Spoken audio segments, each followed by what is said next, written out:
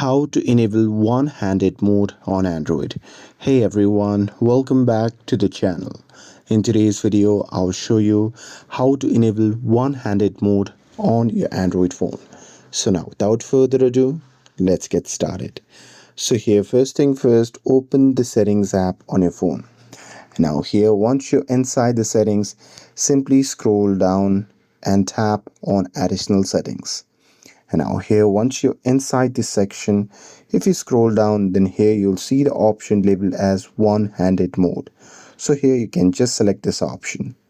And now here in this section, you will be able to see a one-handed mode.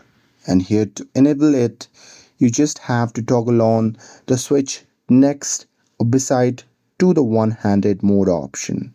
And once you do that, you will be able to enable one-handed mode, and once enabled you can activate one-handed mode by swiping from the home button to the back button or from the home button to the recent app button depending on the direction you want the screen to shrink.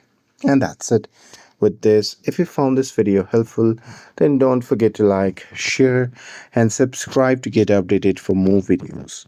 Thanks for watching, and I'll see you in the next video.